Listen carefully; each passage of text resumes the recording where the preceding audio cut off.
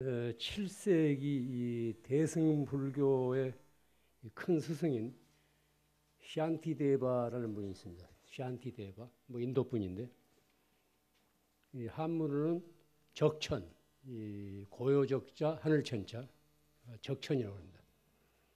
이 샨티데바 스님의 그 법문에 이런 대목이 있습니다.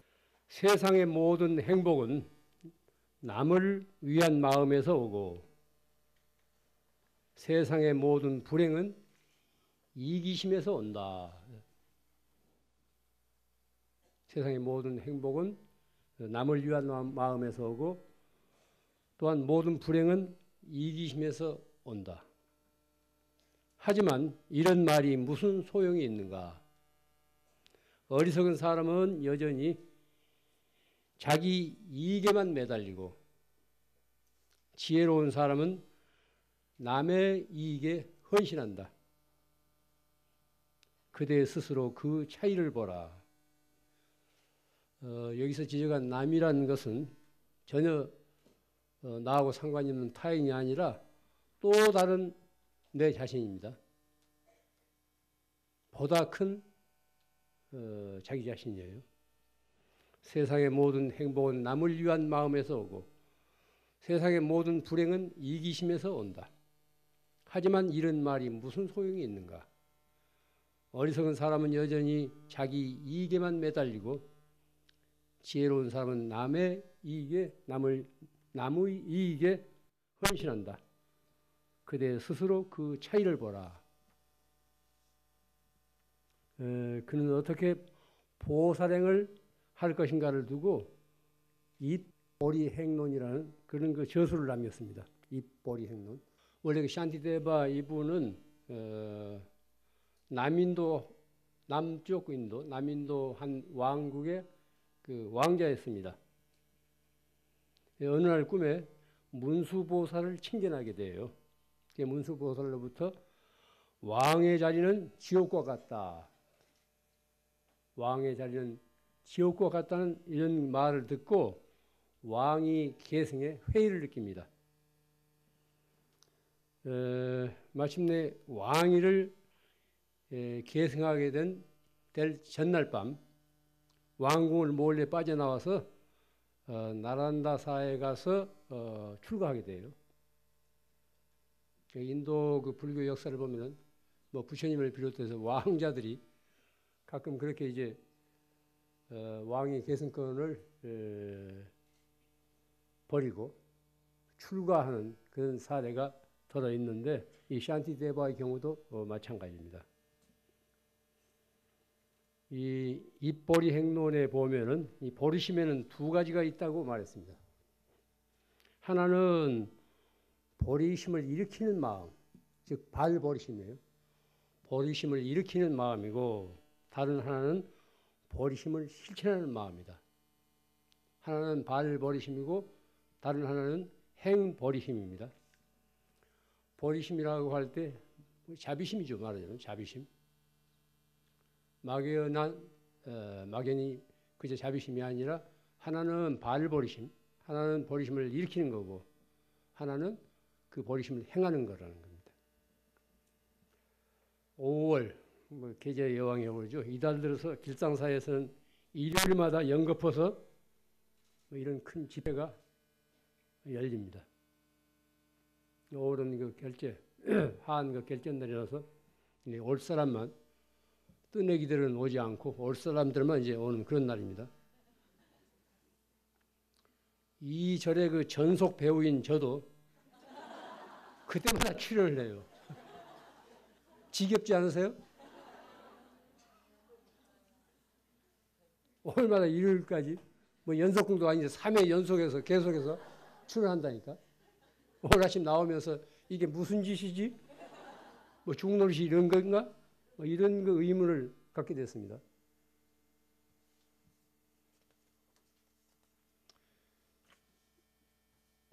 이 절이 일이 많아요. 크고 작은 절들이 일이 많다고. 일을 벌려야지 절이 되는 모양인지 알 수는 없지만은 조용히 좀 있고 싶은데 가만히 있도록 놔두지 않잖아요. 이게 사바세계 구조입니다. 이 길상사 같은 경우는 큰 생사를 쉴 때마다 그 보현의 보살님들과 관음의 보살님들, 또 거사님들, 이 거사님들이 수가 많습니다. 그 중에도 후원에서 음식을 준비하는 보살님들의 노고가 너무 큽니다. 흔히 그 생사대사를 말하는데 그보다 절실하고 현실적인 문제는 식사대사예요. 먹는 게 큽니다. 큰일이에요. 식사대사가 곧 생사대사로 이어지기 때문에 그래요.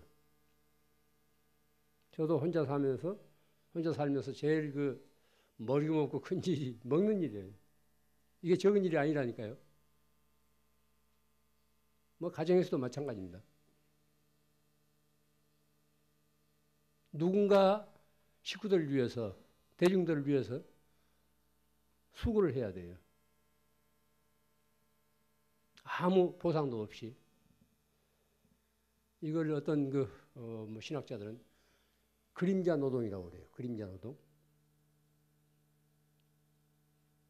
뒤에서 그림자처럼 묵묵히 일하는 그런 노동이라는 거예요. 이 말 없이 실현하는 내색도 없이 기쁜 마음으로 일하는 모습을 볼 때마다 살아있는 보살의 실체를 대한 듯한 그런 느낌입니다. 우리 같은 사람은 입으로만 말로만 뭐 보살이 어떻고 부처가 어떻고 떠버리지만 실제 후원해서 그렇게 많은 대중들의 음식을 준비하는 분들은 묵묵히 스스로가 보살임을 그렇게 드러내고 있습니다. 종교가 무엇인지, 불교의 본질이 어디 있는지를 생각해야 합니다. 잘 아시다시피 종교의 본질은 공허한 이론에 결코 있지 않습니다. 무슨 팔만대장경이건 조사어록이건 다 공허한 이론에 불과합니다. 내가 그 소리가 그 소리예요. 불교는 발보리심으로부터 시작합니다. 발보리심으로부터 출발해서 행보리심으로 회향해요. 개체에서 출발해서 전체에 이르는 길입니다. 배움의 과정을 세 가지로 나누는데 문, 사, 수, 들을 문자, 생각 사자, 닦을 수자. 어떤 가르침을 듣고 그 뜻을 깊이 생각하면서 몸소 그렇게 실천하는 것, 몸소 그렇게 닦아가는 것이 배움의 과정이에요. 닦음이 곧 그러한 실천이 곧 행보리심, 보리심을 행하는 겁니다. 닦을 수자, 행할 행자. 수행이라는 건 뭡니까? 한마디로 해서 보살행이에요. 이웃을 위해서 헌신하는 것. 이웃을 위해서 헌신하는 것. 이것이 바로 이제 수행이고 보살행입니다.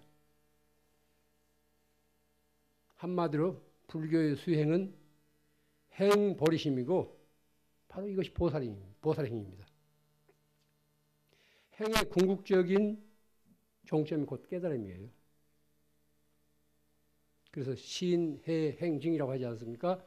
믿고 또 이해하고 그렇게 행하고 그 행의 결과가 깨달음에 이른다는 거예요. 여기서 우리가 주의할 점은 깨닫고 나서 행하는 것이 아니라 행의 완성이 곧 깨달음임을 명심해야 됩니다. 깨닫고 나서 뭐 행하는 것이 아니라 행의 완성이 곧 깨달음입니다. 그러니까 행 속에 이미 깨달음이 들어 있습니다. 마치 과일에 씨앗이 들어 있듯이. 뭐 상징적인 이야기이지만 부처님의 전생 이야기를 보십시오. 부처님의 전생 이야기를 보면은 사람 몸만 받는 게 아니라 짐승 몸을 받고 뭐 여러 가지 윤회를 하면서 이웃을 위해서, 중생계를 위해서 얼마나 많은 헌신을 하는가 하는 보살행의 이야기들이에요. 과거 인행시. 요즘은 그런 그 문서들을 보기가 어려운데 50년 전 저희들이 처음 절에 들어왔을 때 절에서 놔두는 책이 팔상록 혹은 십지인행, 팔상록과 십지인행록이에요.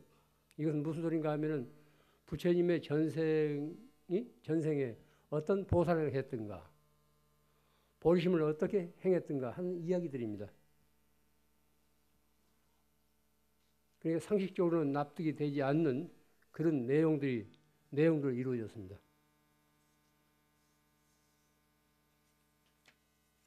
처음 절에 들어온 사람들은 믿기지 않아요. 그 숫자도 그렇고 또 너무나 현실과 동떨어져 있기 때문에 믿기지 않습니다. 물론 상징적인 이야기죠.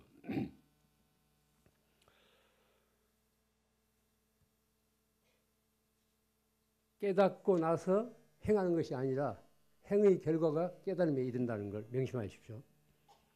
부처님의 일생을 8상, 8가지로 나누는 그런 그림들이 있습니다. 그 그림을 모시는 데를 팔상전이라고 그래요. 그래서 부처님의 일생을 8폭의 그림으로 이제 그려놓은 거예요. 전통적으로 이제 부처님의 생애를 얘기할 때 팔상으로 나눕니다. 그런데 가장 중요한 사건인 성도상이 없다고. 부처님의 생애 가운데서 가장 중요한 사건인 성도상이 없어요. 잘 아시다시피 첫째는 도솔레일상, 도솔천에서 이제 흰 코끼리를 타고 이제 엄마 태몽에 들어가잖아요. 도솔레일상. 비람강 강생사, 룸비니에서 이제 탄생하죠. 4월 첫발. 또 생로병사 유람하는 사문유관상이 있고, 다음이 이제 유성 출가, 왕궁을 넘어서 출가한 상입니다. 그 다음에 설산수도상이에요. 설산수도상 다음이 수화항마상. 보리수 아래서 이제 여러 이제 악마들을 항복받는 그런 그 수행상이죠. 수화항마상 다음에 반드시 성도상이 나와야 되는데 우리 상식적으로 생각할 때 성도상이 없어요. 바로 수화항마상 다음이 녹원정보상, 녹양원에서 설법하는 것, 중생을 교화하는 그 일이 나옵니다. 그리고 나서 이제 열반, 쌍님 열반상이 나오지 않습니까? 어째서 가장 중요한 그 사건인 성도상이 빠졌을까? 이런 의문을 갖지 않을 수 없습니다. 수행과 그 항마상, 설산수도상 혹은 수항마상, 수행과 그 항마 속에 이미 깨달음이 들어있기 때문에 그렇습니다. 따로 성도상을 넣을 필요가 없는 거죠. 왜냐하면 본래 성불이기 때문에. 본래 성불이기 때문에. 본래 성불인데 왜 닦는가 새삼스럽게? 닦지 않으면 오염되기 때문에. 흔히들 내가 아직 깨닫지 못했는데 어떻게 남을 제도할 수 있는가 이런 소리를 선가에서 흔히 합니다. 내가 아직 눈을 뜨지 못했는데 어떻게 남을 눈뜨게 하는가. 이런 가설에 속지 마십시오. 그런 생각을 갖게 되면 영원히 깨닫지 못합니다. 왜냐하면 이기심이기 때문에. 자기만을 생각하기 때문에. 지장보살의 원을 한번 생각해 보십시오. 고통받는 모든 중생을 다 건진 다음에 내가 성불하겠다. 이런 원을 세웠죠. 한 중생이라도 고통받는 중생이 있는 한은 나는 성불하지 않겠다는 이런 서원이에요.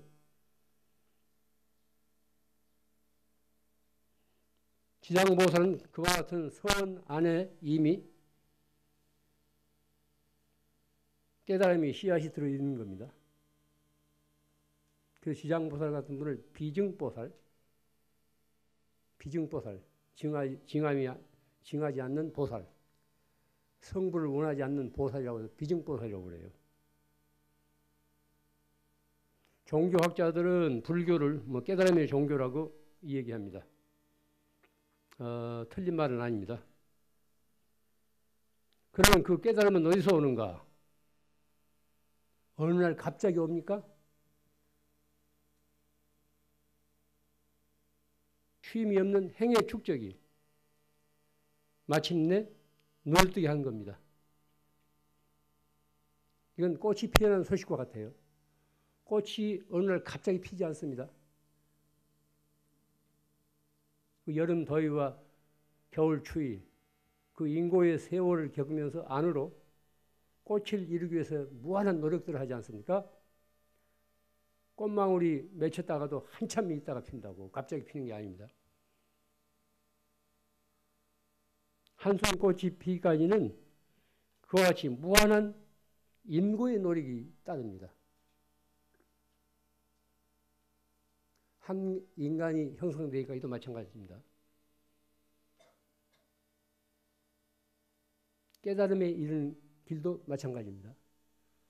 하루아침에 갑자기 깨닫는 것이 아닙니다. 그 배우는 무한한 정진이 필요한 거죠. 또 다른 표현을 하자면 본래 성불, 본래 다 갖추어진 거예요. 그건 왜 새삼스럽게 갖추기 위해 노력하는가? 닦지 않으면 드러나지 않기 때문에. 닦지 않으면 드러나지 않아요.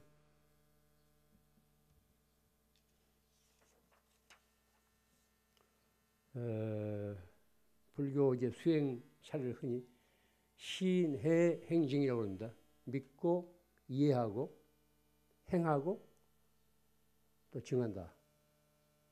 여기서 행증은 행의 완성. 물론 완성이란 있을 수 없는 건데 중생계가 다 해야 완성이 있을 수 있지 한 중생으로 있는 한은 완성이란 있을 수 없습니다. 우리 이상이지. 행의 구경이 곧 깨달음이라는 거예요. 이 말은 무슨 소린가 하면 수행의 끝이 본래적인 자기로 돌아간다는 거예요. 다시 처음 얘기된 샨티데바의 법문을 같이 암송해 보시죠. 저를 따라서 한번 하십시오. 소리내서. 세상의 모든 행복은 남을 위한 마음에서 오고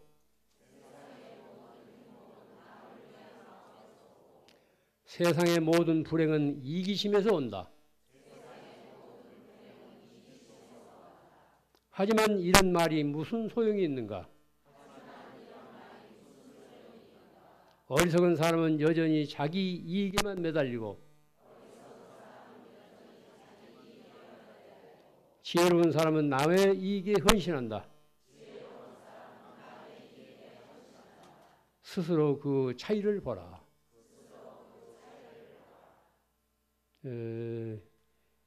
내 자신이 어리석은 사람인지 혹은 지혜로운 사람인지 스스로 판단하는 그런 소식입니다. 이번 여름 안거 기간에 내가 어떤 보살행을 할 것인지 각자 오늘 이 자리에서 원들을 세우십시오. 어떤 목표를 설정해야 돼요. 크고 작건 간에 사소한 가정적인 일이건 대사회적인 일이건 혹은 이웃을 위한 일이건 오늘 이 자리에서 결전날, 안거 결전날 각자 그 원을 세우세요. 내가 이 여름 석 달 동안 어떤 보리행을 할 것인가, 어떻게 보리심을 행할 것인가 원들을 각자 세우십시오. 자기 자신이 생애에서 두고두고 기억할 만한 그런 여름을 스스로 우리가 만들어 가야 됩니다. 그런 좋은 여름이 되기를 빌면서 이만 줄입니다.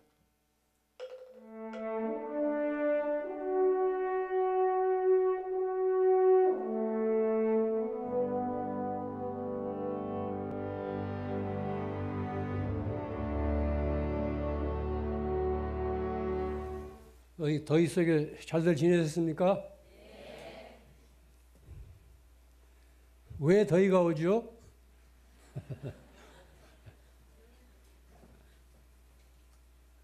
그래요. 이 더위도 이거 한때입니다. 이 비 개이고 나면은 이 서늘해질 거예요. 이런 더위도 우리가 지금 살아있기 때문에 느껴요. 우리가 살아있지 않는다면 이런 더위를 혹은 추위를 느낄 수가 없습니다. 따라서 이런 더위라는 것은, 이 계절적인 변화라는 것은 살아있는 존재에게 베푸는 우주의 일종의 선물이라고, 우주의 어떤 은혜라고 이렇게 생각할 수 있어야 됩니다. 이렇게 날씨가 더워야 벼가 자라요. 벼농사가 됩니다. 고온 다습해야 벼농사가 되지, 고온 다습하지 않고는 우리가 쌀밥을 먹을 수가 없습니다. 옛날에도 다 더울 만큼 더웠어요. 물론 이제 지구온난화 뭐 이런 것 때문에 요즘은 더욱 그런 게 심해지고 있지만 옛날에도 더울 만큼 더웠습니다. 그런데 요즘은 이제 뭐 신문방송, 뭐 신자들이 돼가지고 거기서 오늘 뭐 불쾌지수가 얼마다, 또 이제 금년 들어서 가장 무슨 시원한 날이다, 뭐 이런 보도를 하기 때문에 미리 우리가 이제 더위를 앞당겨서 초대하게 돼요. 그래서 더 더위를 타지요. 옛날 그 스님들 법문을 보면은 더위를 피하려면은 더위 자체가 되래요. 추위를 피하려면은 추위 자체가 되래요. 이런 소리는 무슨 소린가 하면은 우리가 덥고 춥고 느끼는 것은 한가한 사람들이에요. 일에 바빠서 열중한 사람들은 더위를 모릅니다. 추위를 모릅니다.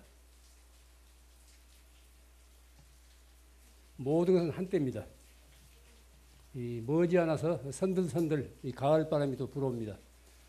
산에는 요즘 그 마타리꽃, 노란 좁쌀알 같은 그 마타리꽃이 피기 시작해요. 마타리꽃이 이제 피기 시작하면은 어김없이 이 가을바람이 선들선들 가을바람이 불어옵니다. 오늘이 이제 여름 안거 해제날입니다. 지난 90일 동안의 안거를 어떻게 보내왔는지 각자 한번 살펴보십시오. 내가 90일 동안 암흑의 아빠로서, 암흑의 엄마로서, 혹은 무슨 절에 다니는 불자로서 어떤 업을 익히면서 살아왔는지 한번 점검해 보세요.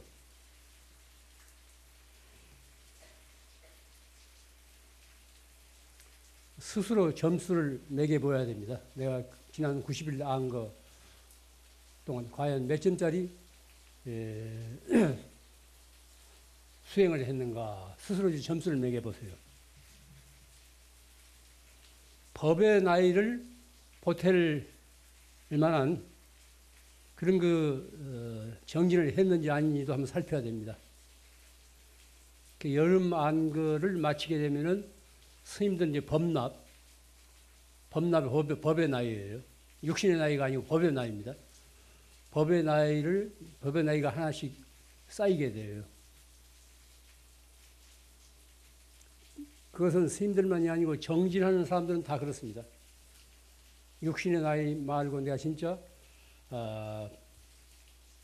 불자로서 수행자로서 법의 나이가 얼마만큼 축적되었는지 한번 되돌아봐야 됩니다.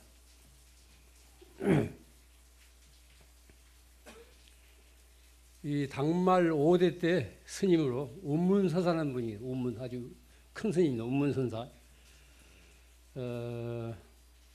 9세기 후반에서부터 10세기 초반까지 살다가 가신 분인데 뭐 이분 운문강록이라 해서 어록도 전해지고 많은 후학들에게 많은 영향을 끼친 그런 큰 스님이에요. 이분이 이제 오늘 같은 그런 보름날 법회에서 이렇게 말씀합니다.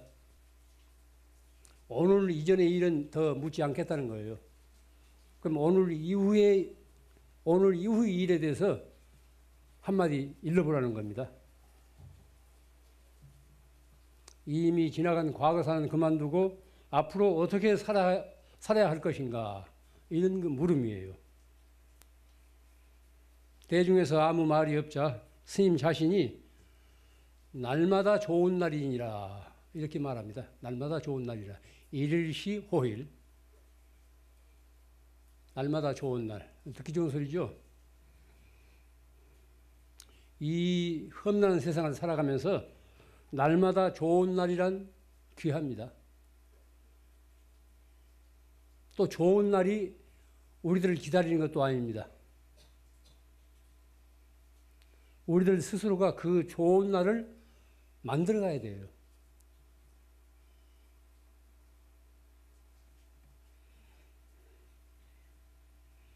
혹시 언짢은 일이 있더라도 그 나름의 까닭이 다 있을 거예요.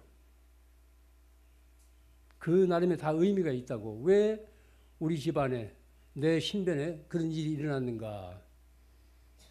이걸 돌이켜 여러 가지로 생각해 보면 그만한 다 이유가 있다니까요. 그 이유를 알게 되면은 한 생각을 돌이킬 수 있습니다. 언짢은 날이 언짢지 않는 날로 바뀔 수 있어요. 내 인생의 의미를 보다 알차게 하기 위해서 이런 일이 내게 닥쳤구나. 이렇게 겸허하게 받아들인다면 화낼 일이 없습니다. 그리고 우리가 지금 살아있기 때문에 내가 이런 일도 겪는다고 생각을 한다면 역겹지만 않습니다. 그 나름에 다 의미가 있습니다.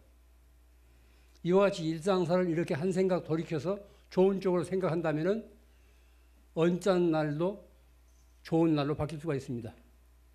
거듭 말씀드립니다. 좋은 날이 어디 있어서 우리를 기다리는 것이 아니고 우리들 스스로가 순간순간 하루하루 살아가면서 좋은 날을 만들어 가야 됩니다. 고속도로 톨게이트를 벗어나서 이제 표를 내지 않습니까? 표 받는 아가씨들이 가끔 좋은 하루 되세요. 이런 인사를 해요. 좋은 하루 되세요. 이 사람들은 하루에도 이제 수없이 그렇게 전해지겠지만 듣는 쪽에서는 참 고마운 말이에요. 좋은 하루 되라는 거예요. 물론 이런 표현은 이제 서양에서 Have a nice day 뭐 이런 것이 이제 우리말을 이제 옮겨져서 그렇게 됐겠지만 어떻게 됐건 간에 좋은 인사예요. 좋은 하루 되라는 거예요.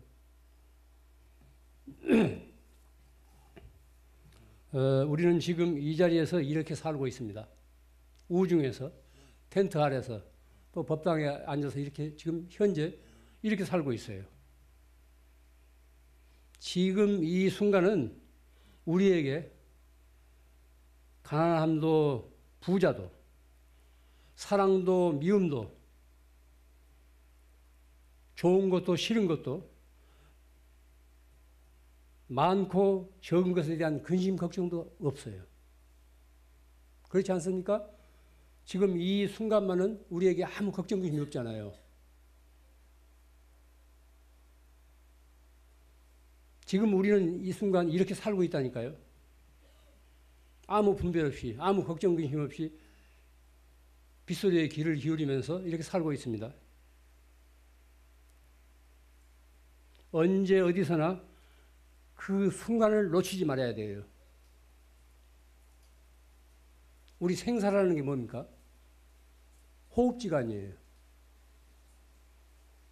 숨을 한번 내쉬다 마시지 못하면 그냥 굳어지잖아요.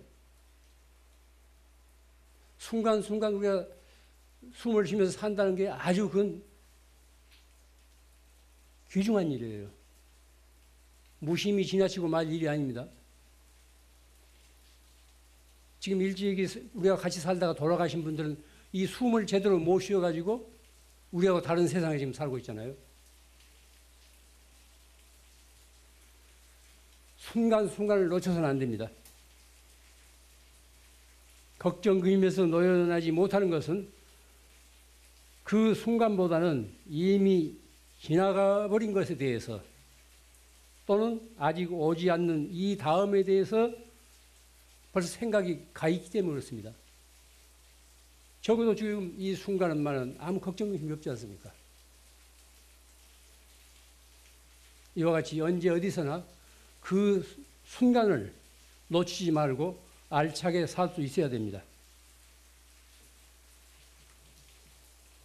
좌선은 선방에서만 하는 것이 아닙니다. 스님들만 하는 것이 아닙니다. 자선은 모든 불자들의 기본적인 자세예요. 부처님에 앉아있는 모습이에요. 또 모든 불자들의 기본적인 수행입니다. 자선이라는 게.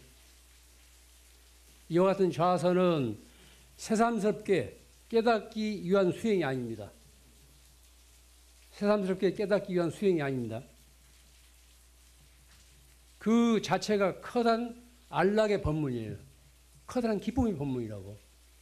아무 잡념 없이 이렇게 부처님처럼 우리가 앉아있는 이 자체가 커다란 대안락의 법문이라니까요.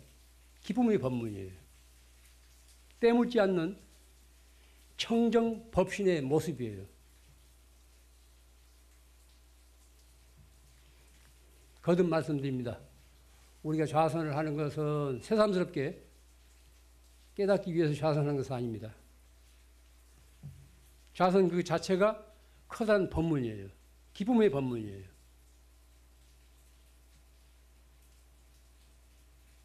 그럼 왜 애써서 정진을 하려고 하는가? 새삼스럽게 깨닫기 위해서가 아니라 본래의 깨달음을, 본래의 밝음을 드러내기 위해서 좌선합니다. 수행을 합니다. 닦지 않고는 오염되기 때문에, 나 혼자만 사는 것이 아니라 복잡 미묘한 관계 속에서 살기 때문에 우리가 그런 그 향상의 노력을 하지 않으면 퇴보합니다. 물들어요. 오염됩니다. 새삼스럽게 깨닫기 위해서가 아니라 본래의 깨달음, 본래의 밝음을 드러내기 위해서 우리가 정진하는 겁니다. 지난 여름 제 경험에 의하면 뭐 저뿐이 아니겠죠. 가장 보람있고 즐거웠던 시간을 들려면은 조속으로 아침 저녁으로 개울 소리에 귀를 기울이면서 묵묵히 앉아있던 그 시간이에요. 책 보고 무슨 밖에 나가서 일하고 하는 시간은 곁다리예요. 아무 생각 없이 묵묵히 뭐 개울가니까 개울 소리에 귀를 맡기고 조용히 앉아있을 때 그때가 진짜 기뻐요. 이것은 선열위식, 선의 기쁨으로서 이제 밥을 삼으라는 거예요. 선열위식이에요. 불자들은 그런 수행을 꼭 안거 기간만이 아니고 언제 어디서나 그렇게 할 수 있어야 됩니다. 그건 기본적인 불자의 자세예요. 그런 자기 충전을 통해서 이 험난한 세상을 무난히 헤쳐나갈 수 있습니다. 그런 자기 충전의 시간이 없으면 늘 중생노름, 여기에 팔리고 저기에 휩쓸리고 갈팡질팡하게 돼요. 자기 충전의 시간은 곧 자기 중심의 시간이에요. 순수한 자기 존재의 시간입니다. 그런 시간을 될 수 있으면 많이 가질수록 좋습니다.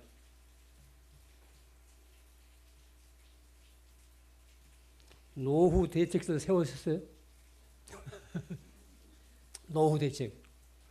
신문을 보면은 뭐 매덕이 있어야만 노후 대책 된다. 무슨 뭐 안심하고 죽을 수 있다. 뭐 이따위 소리들 하거든. 이런 숫자에 속지 마세요. 내일 일을 알 수 없는데 무슨 노후 대책이라? 순간에 사는 사람이 무슨 뭐 노후 대책이야? 그때 가서 지가 알아서 하도록 하면 놔둬요. 살아있는 인생은 숫자 노름이 아닙니다. 살아있는 인생은 숫자 노름이 아니에요. 일 없는 사람들이, 돈 많은 사람들이 뭐 노후 대책 몇십억 가지고 이제 어디 가서 어디 한다고 뭐 이런 소리 하는데 그런 데 속지 마세요. 그런 돈도 없지만은. 그 사회 현상을 보면 그런 그 맹점들이 많아요. 그 자기 중심이 없는 사람들, 자기 탐구 없는 사람들은 그런 데들 팔려서 살잖아요. 아이고 나는 몇억 아니라 뭐 몇천만도 없는데 이거 어떻게 노후를 지내냐. 그래서 밤잠들을 못 자고 그러잖아요. 그 순간을 살 줄 안다면 많은 돈이 없어도 노후를 제대로 보낼 수 있습니다. 돈만 있으면 모든 것이 해결될 거라는 이런 그 망상에서 벗어나야 돼요. 돈 가지고도 해결을 할 수 없는 일이 얼마나 많아요. 그런데 우리는 돈만 있으면 모든 것이 해결될 것처럼 그렇게 잘못 생각들 하지 않습니까? 그럼 돈 많은 사람 안 죽어야 되는데 돈 많은 사람도 죽잖아요. 요즘 세상에서는 입만 열면 너나 없이 하나같이 경제 타령만 합니다. 뭐 정치꾼들만이 아니고 기업, 뭐 소시민 할 것 없이 다 이제 경제 타령하지 않아요. 물론 사람이 살아가는데 경제적인 문제는 필수적입니다. 그렇지만 한번 생각해 보세요. 그럼 경제가 다인가? 가진 것만큼 우리는 행복한가? 스스로 물어보세요. 10년, 20년 전에 비해서 우리는 가진 것이 훨씬 많아요. 소득도 많고 건강 상태도 좋고 그만큼 그런 마음의 그런 안정이라든가 평안한가 이 말이에요. 많이 가질수록 그만큼 더 행복할까요? 행복의 문제는 이 소유하고 그렇게 밀착되지 않습니다.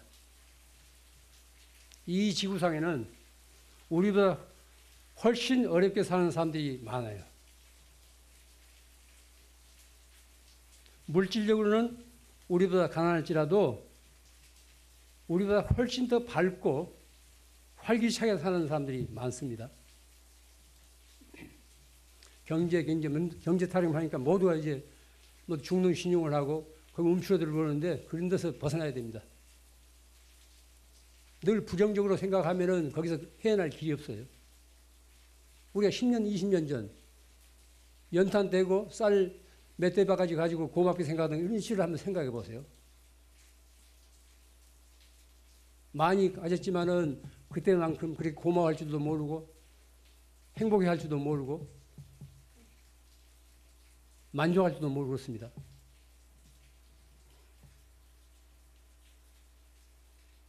뭐 여행해보는 사람들은 알겠지만 저기 히말라야 기술, 네팔 같은 데 산동네 가보면은 진짜 뭐 우리하고 비교가 안 될 정도 너무 가난하게 살아요. 뭐 네팔만이 아닙니다. 예를 들자니까 그러지. 그런데 그 사람들 눈빛 보면 눈이 그렇게 맑더라고. 그렇게 친절하고 그렇게 밝아요. 우리보다 훨씬 적게 가지고 있으면서도 그렇게 활기차게 건강하게 밝게 살아요. 우리가 참으로 걱정해야 할 일은 경제보다는 날로 황폐되어가는 인간성이에요. 진짜 우리가 걱정해야 될 것은 경제 수치 이런 것이 아니라 날로 그 형편없어지는 아주 황폐해가는 인간성이라니까요. 사람이 사람답게 살아야 되는데 그렇지 못하지 않아요. 걸핏하면 죽이고 돈 몇 푼에 그냥 남을 죽여도 태어나게 생각하고 갈수록 이렇게 심하지 않습니까? 우리가 걱정해야 할 것은 경제보다도 황폐되어가는 인간성이에요. 내 자신의 문제예요. 우리들 자신의 문제라니까요. 황폐된 인간들에게는 많이 가질수록 더 해롭습니다. 자신뿐 아니라 이웃과 환경에 해를 끼치기 때문에 그렇습니다. 이 모자라고 아쉬운 것을 채우려고만 할 것이 아니라 그것을 즐길 줄도 알아야 돼요. 우리가 즐긴다는 것, 많은 것만 가지고 즐기는 것이 아닙니다. 아주 조촐하고 사소한 것 가지고도 얼마든지 우리가 즐길 수 있습니다. 우리 선인들의 안빈낙도, 왜 정신이 있잖아요? 안빈낙도.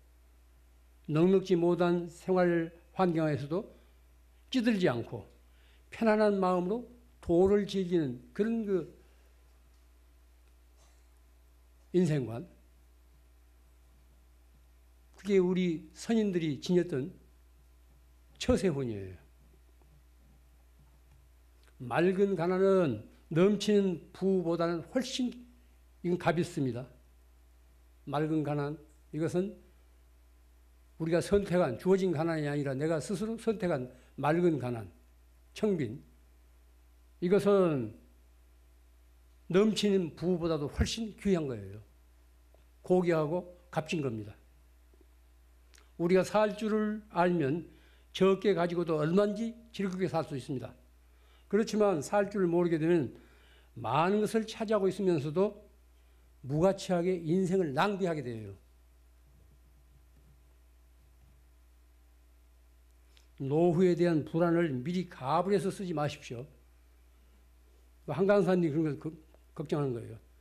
자신에게 주어진 하루하루를, 순간순간을 맑은 정신을 지니고 인생을 관조하면서 구경하듯이 그렇게 살 줄 알아야 됩니다. 그래야 지혜롭고 조촐한 노년을 보낼 수 있습니다. 부처님은 일야 현장이라는 경이, 일야 현장, 이 중부 경전에, 중암에 나오는 경전 가운데 하나인데, 일야 경전, 일야 현자경, 하룻밤 현자, 일야 현장에서 이렇게 이제 법문합니다. 과거를 따르지 말고 미래를 기대하지 말라. 한 번 지나가 버린 것은 이미 버려진 것, 또한 미래는 아직 오지 않았다. 오늘 할 일을 부지런히 행하라. 누가 내일의 죽음을 알 수 있으랴. 과거를 따라가지 말고 미래를 기대하지 말라. 한 번 지나가 버린 것은 이미 버려진 것, 또한 미래는 아직 오지 않았다. 오늘 할 일을 부지런히 행하라. 누가 내일의 죽음을 알 수 있으랴. 지나가 버린 것을 슬퍼하지 않고 오지 않는 것을 동경하지 않으며 현재를 충실히 살고 있을 때 그의 안색은 생기에 빛난다. 지나가 버린 것을 슬퍼하지 않고 오지 않는 것을 동경하지 않으며 현재를 충실히 살고 있을 때 그의 안색은 생기에 빛난다. 분수 바깥 것을 탐내어 구하고 지나간 과거사를 슬퍼할 때 어리석은 사람은 그 때문에 꺾인 갈대처럼 시든다. 뭐 이런 그 법문입니다. 다시 한번 제가 읽어 들으십시오. 과거를 따라가지 말고 미래를 기대하지 말라. 한 번 지나가 버린 것은 이미 버려진 것, 또한 미래는 아직 오지 않았다. 오늘 할 일을 부지런히 행하라. 누가 내일의 죽음을 알 수 있으랴. 지나가 버린 것을 슬퍼하지 않고 오지 않는 것을 동경하지 않으며 현재를 충실히 살고 있을 때 그의 안색은 생기에 빛난다. 분수 바깥 것을 탐내어 구하고 지나간 과거사를 슬퍼할 때 어리석은 사람은 그 때문에 꺾인 갈대처럼 시든다. 날마다 좋은 날 이루십시오. 이만 마치겠습니다.